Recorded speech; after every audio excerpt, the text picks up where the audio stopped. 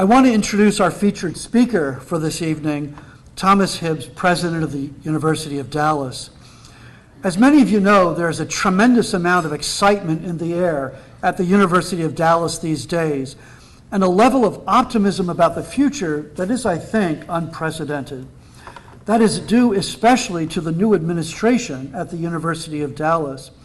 We have been blessed to have Jonathan Sanford as our provost the last several years, and we now are very grateful to have as UD's 9th president a man with a striking record of accomplishment as a teacher, a scholar, and administrator. Dr. Hibbs received a BA in English and an MA in philosophy from the University of Dallas, and both a master's and a doctorate in medieval studies from the University of Notre Dame. After completing his dissertation under the great neo-Thomist of beloved memory, Ralph McInerney, Dr. Hibbs was a tutor at Thomas Aquinas College.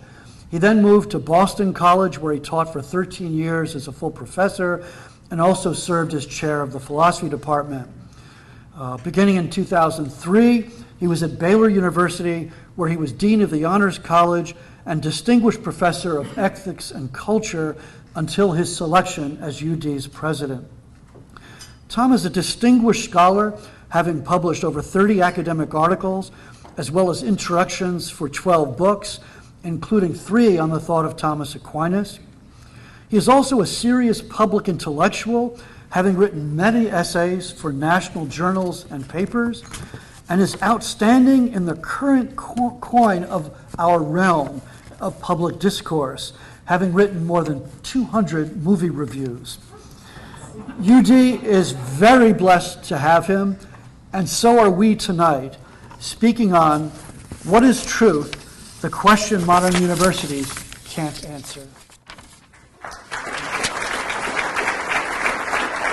Chris. Thank you so much. Thanks. I'd like to thank Chris and APPI. I actually met Chris when Stacy and I were out in California at Thomas Aquinas College, 88, 89, something like that. Too long ago to remember even, but we remember your lecture, great lecture on constitutional law. And I'm feeling like I'm kind of at a TAC event where you don't get done until right before midnight, or an event in Italy. So I think that this assignment tonight is part of my hazing as a rookie president. You know, you let people drink for an hour, you feed them, you give them dessert, and Chris talks for a while, and then I have to follow Bridget. This is the worst of all possible worlds. I had a sabbatical a year ago in the fall at Catholic U and saw Bridget at a number of events. I'm sort of wistfully remembering when I had time to read a book. And I want you to know that when I asked Chris, am I going to take questions? He said, no questions. I said, okay, I'd be happy to take questions. And he said, well, 45 minutes talk is what we're expecting, but you could go an hour because this group has a really long attention span. I don't know about you, but after like 7:15, the attention span every 15 minutes goes down by half an hour. So I'm not going to talk, even though Chris told me to talk for an hour. I'm not going to talk for an hour. I may not even talk for 45 minutes. And if you have questions afterward, we can go fight in an alley somewhere or something near here. So I want to talk about sort of 3 or 4 sets of comments. And I'm going to read a couple quotes at the beginning, but I'm also not going to read a paper at you. It's too late in the night for that, unless we're going to bring scotch out at this point for me to read a paper. Yeah, there you go. I don't know if that was for me not reading a paper or the scotch, but either way, it's good. So I want to talk a little bit about what's going on in contemporary education. I want to talk then a little bit about the conservative critique, as I understand it, of contemporary higher education, and how that critique, at least in its most common form, I think is really deficient. And then I'll say a little bit more about that, and then something about how we have this situation that's going on in a lot of college campuses, and then a little bit about Newman at the end, and by midnight we'll be done. So I want to begin with 2 quotes from a German philosopher, Hannah Arendt, who wrote really brilliant essays called Between Past and Future. And she was writing the 40s and 50s about the kind of crisis in civilization. And she wrote one on education that has some brilliant stuff in it. I want to quote two passages from it. So I'm going to start with some positive stuff and then go into some other things and end with positive stuff. Education, Arendt writes, is the point at which we decide as adults whether we love the world enough to assume responsibility for it, and by the same token, save it from that ruin which, except for its renewal, except for the coming of the new and the young, would be inevitable. And education, too, is where we decide whether we love our children enough not to expel them from our world and leave them to their own devices, not to strike from their hands the chance of undertaking something anew, something unforeseen by us, but to prepare them in advance for the task of renewing a common world. Arendt, as she puts it elsewhere, for the sake of what is new and revolutionary in every child, education must be conservative. For the sake of what is new and revolutionary in every child, education must be conservative. Without tradition, which selects and names, which hands down and preserves, which indicates where the treasures are and what their worth is. Without tradition, there is no willed continuity in time, and hence, humanly speaking, no past or future. Only the biological cycles of creatures living and dying. The result of the absence of conservation and tradition is oblivion, the collective failure of memory, without which no story remains to be told. Without a story, there can't be political life. Without a story, there cannot be novelty or revolution, because it's only against the background of received tradition that you can actually have what is new. For the sake of what is new and revolutionary in every child, education must be conservative.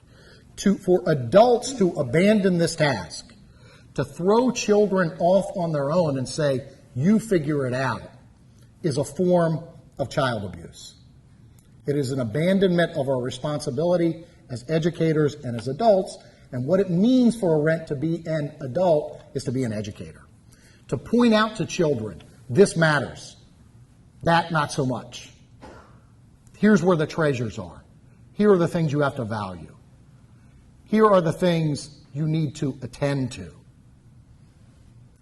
The real crisis in education is that we've given up on that, right? We no longer take on the responsibility of pointing out to children, these are the treasures. These are the things you need to take note of. These are the things you need to reckon with. The conservative critique of higher education today, and it never goes out of fashion, partly because in the popular press, conservatives don't have much else to talk about, but also because liberals keep giving conservatives lots of material. I hosted an event along with the Dallas Morning News last October with Allison Stanger, who's a professor at Liberal Democrat at Middlebury. And when Charles Murray, the conservative and somewhat controversial scholar from the American Enterprise Institute, was invited by a conservative group to come speak at Middlebury, there were all sorts of protests. No, we can't have him speak. He says things that we disagree with. It would be offensive for many of our students to hear him speak. Allison stood up and said, that's not how we ought to deal with ideas that we disagree with. She agreed to debate him as a liberal Democrat, and he was invited to campus. They got into this big hall. They were shouted down by the students. Her remarks, she wrote a brilliant piece in the New York Times about this. She said the thing that struck her about the audience was that none of the students would look her in the eye. And she said, that's because if they had looked me in the eye, they would have seen another human being. And they wouldn't have been able to go on engaging in this sort of hysterical protest. As they couldn't hold it there, they went to a room where they tried to broadcast the event over the student radio. When they left that room and were leaving to go in the car to leave campus, Charles, who's somewhat elderly, slipped, and Allison leaned over to kind of help him, and the crowd converged on them. She was actually slammed to the ground, got a concussion, which took her, she was in a dark room for months, and when Stacy and I were driving her into Dallas for this event that we did in October, she was asking where we were, and she said what part of Dallas we were in, and she said, you have to pardon me, because one of the lasting effects of the concussion is that I have sort of spatial disorientation still. To her credit, she's not bitter. She goes around the country doing events like what she and I did in Dallas. Robbie George, who was mentioned, I got to know her through Robbie. She didn't know who Robbie George was, but Robbie started tweeting. It's been 2 weeks since Allison Stanger was assaulted at Middlebury, and the administration has said nothing. Robbie's really good at this kind of stuff. And like 6 weeks later, somebody sent Allison these tweets, and she said, who's Robbie George? And then they became very good friends. Robbie's admirable in many ways. One is that he makes people who, even people who disagree with him, into his friends. So there are examples of this kind of stuff, this sort of cancel culture. Conservative critique of that is arguing for a kind of free exchange of ideas on campus. Robbie and Jonathan Haidt, the great social psychologists, have started this Heterodox Academy. Right? And it argues for viewpoint diversity, right? A different kind of diversity than what we see typically on college campuses, arguing that you ought to have a variety of views so that students can engage in serious debate. This critique is accurate, and the alternative that conservatives are arguing for is a healthy thing. It'd be better if students were exposed to a range of opinions and were invited to think the opinions through and the arguments and make up their own minds. The problem is you can't run a university or high school or grade school around just the principle of open debate. Institutions have to make decisions. They have to make judgments about what's valuable and what's not, or at least about what's more valuable. What do you teach? What do you not teach? How are the parts of what you teach related to one another? These are decisions that institutions that are serious about education have to make. What's happened on college campuses is that those decisions have simply been abdicated. And in arguing for viewpoint diversity, which is, so far as it goes, a good thing, conservatives have forgotten about another kind of diversity, which we need even more in our country, which is institutional diversity. One of the great historical distinguishing features of American higher education, especially, is great big public state universities, small community colleges, right? Public schools of various sizes, and then this vast array of private schools. Some religious, some not. The religious schools, just about every religious denomination you can imagine. You don't have this in Europe. This is the great feature of American higher education, and these are organized around what? Particularly in the private schools. Visions of what the treasures are, of what the idea of a good human life is, typically connected to a religious tradition. So we need viewpoint diversity, but even more than that, we need institutional diversity. What creates on college campuses the situation that Allison Stanger faced with her own students? Think about, here's one part of it. Think about the football games, the bowl games you watched a few months back. And you saw commercials, or if you go home and watch ESPN tonight, every school that's in a game will have a commercial about its institution. Those commercials are, except for the school colors and the mascots, almost all exactly the same. Right? They're claiming that everything that's going on the campus is today changing the whole world, and that 18-year-olds who show up are geniuses who within a semester or two are going to contribute to the changing of the world in a high level. This is serious fraud. We don't have commercials at UD like this, so we don't. If you wonder why, this is not the only thing, certainly, because there are lots of other contributing factors, but if you wonder why students get depressed and despairing about their own prospects for the future, they've all been recruited to these schools with admissions counselors and messages like the ones I just described, telling them that they are world-changing geniuses.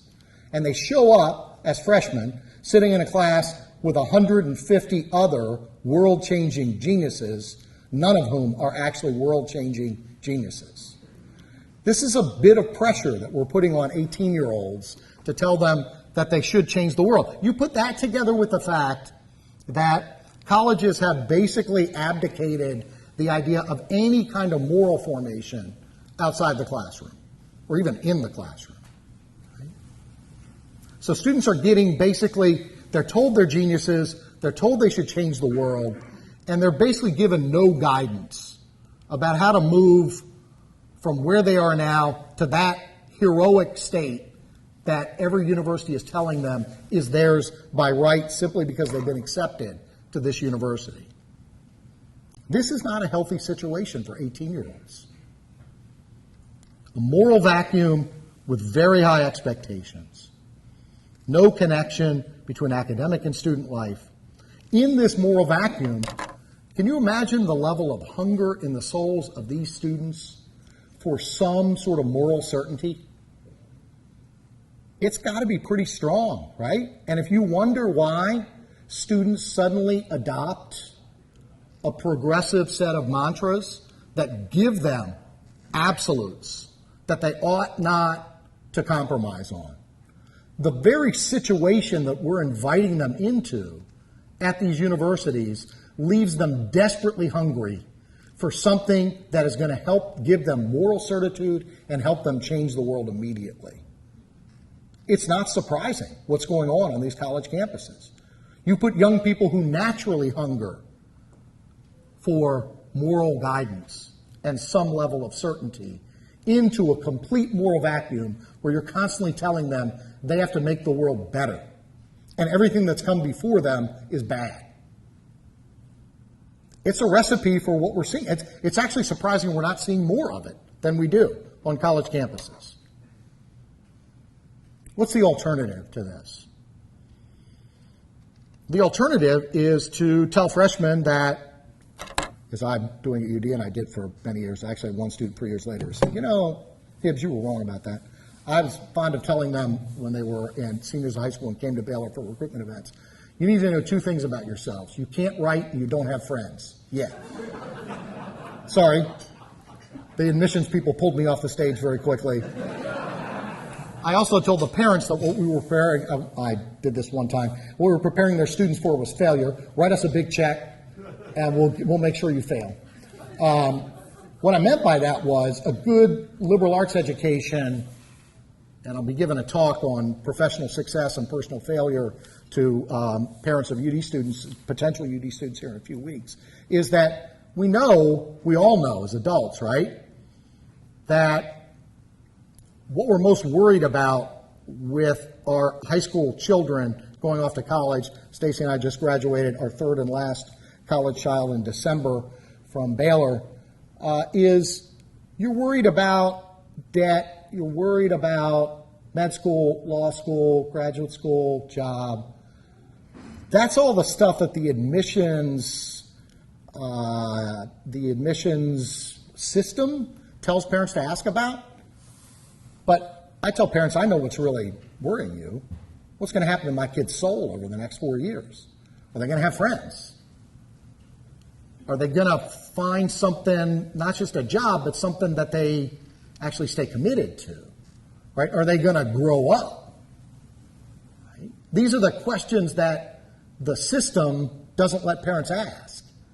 But this is what colleges need to be addressing about the intellectual and moral formation of students. Newman says, for Newman, the university is the one thing that the university can do that no other institution at that level can do is to pursue truth. Right? So if you lose a focus, and universities are doing a billion things nowadays, even small places like the University of Dallas has to do a lot more than it did when I was a student there. I had a joke that the career and professional development when I graduated from UD, the mantra was, we get you out of the cave, you make the way back in on your own. We do a lot better job of that now. 97% of our students placed from this graduating class this spring. I'm really happy that we've improved on that. But the one thing, you don't have a university. You might have a lot of other things. You might have a great athletic team. It might be a semi-pro athletic team. You don't have a university unless you're focused on the pursuit of truth in its complexity and its unity. And you should be able to say something about how students are making progress in the truth and how they're understanding the connections between the parts of their education. That's Newman's focus and idea of a university. He also gave this great sermon. Newman, I've been more interested not in the theoretical part of Newman since I became president, but Newman was actually the first rector of University College Dublin. And the year that started, the first public event was the Feast of St. Monica. And Newman gave a sermon talking about Monica's relation to Augustine as akin to the church's relationship to its young people in education. Newman says the reason the church is interested in education is that through education, it aims to reunite the things that God originally held together and have been rent asunder by man. Newman, in the mid to late 19th century, was mainly concerned about the opposition of the intellectual life and the religious life. He said there's an assumption that to be religious, you have to be unintellectual, and to be intellectual, you have to be irreligious. Right? This is the dominant assumption about religion in elite corners of American culture. You can become rich if you're religious. If you live in the right part of the country, you can get elected to public office. The thing you can't have, so the story goes, in certain parts of our elite culture, is an intellect that's fully active. Your intellect is at best in neutral and probably in reverse. That's the assumption. Places like the University of Dallas were founded to provide counterexamples one after another in our graduating seniors to that thesis. But Newman's also concerned about he calls it in young people, what happens is they take their faith seriously and then they start to become indifferent to it.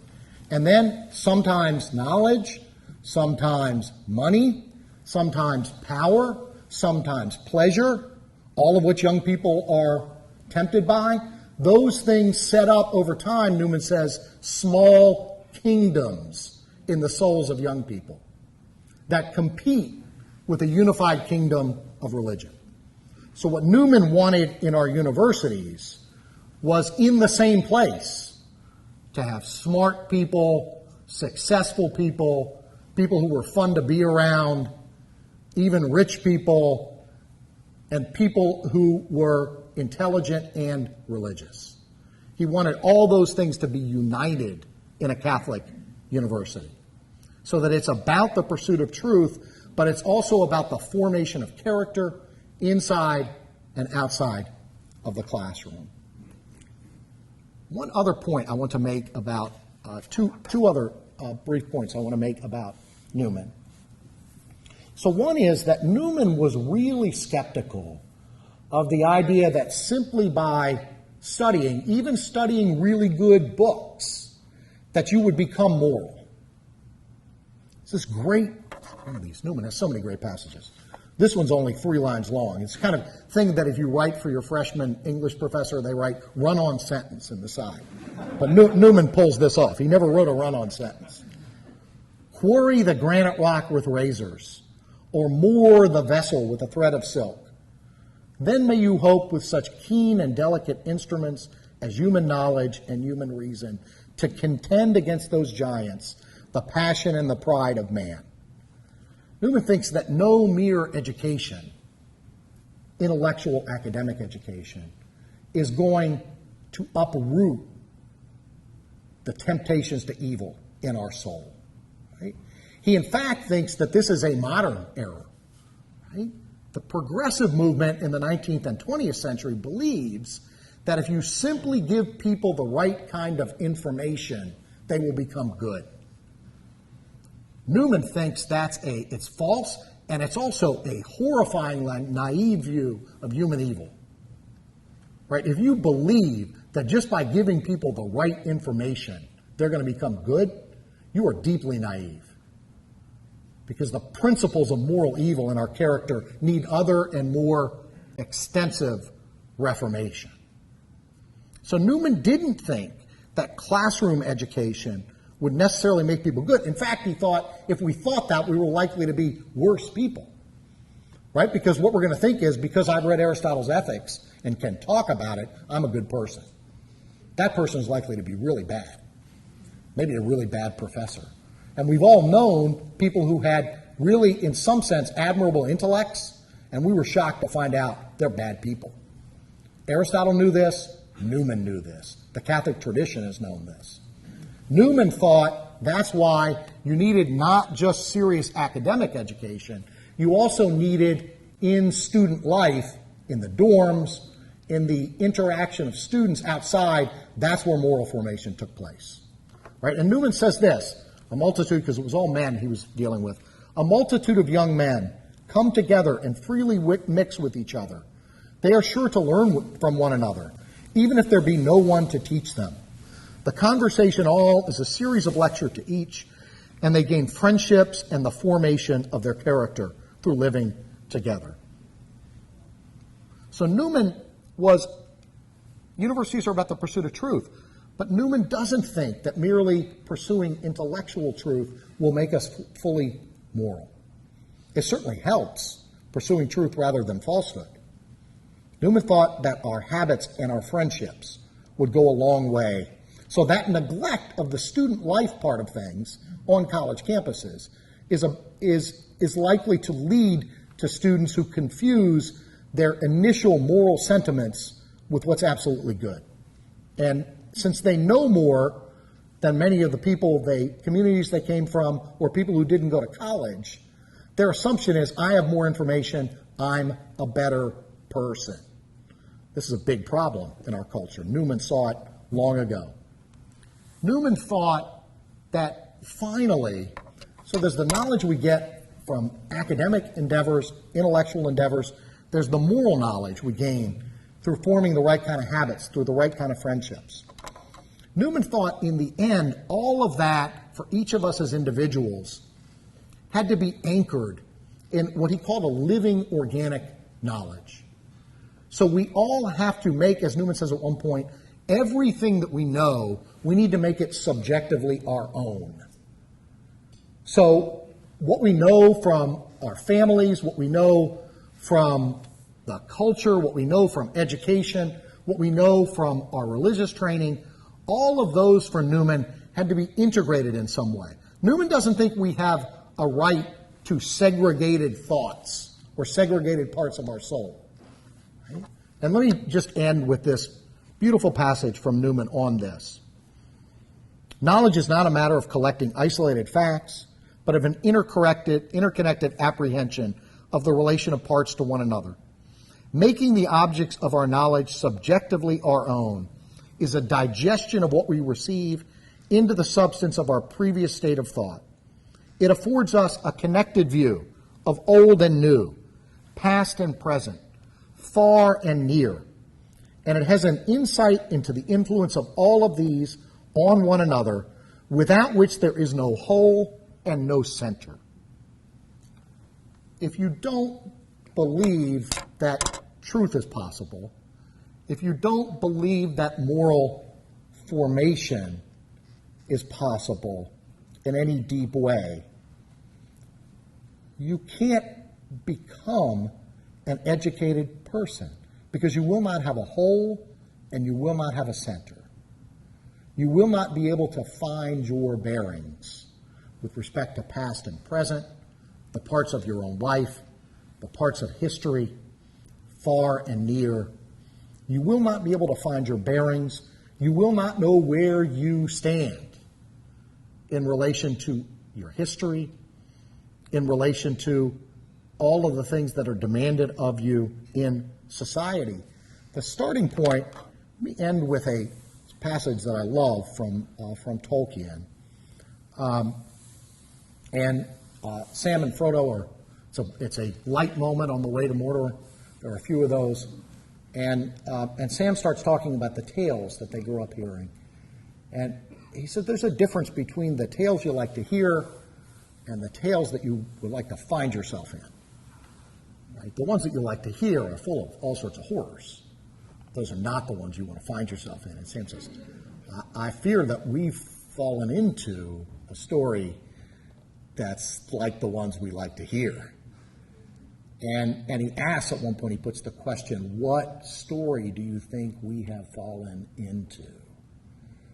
Right? This is another way of putting Arendt's comment at the beginning, right? That it's a matter for us as adults to decide what's important in the past, what's important in the present, and to point those things out. We're not determining precisely what conclusions young people draw about all of those matters, right? It's not like we're going to just give them the conclusions, and that's an education. We all know as parents that doesn't work.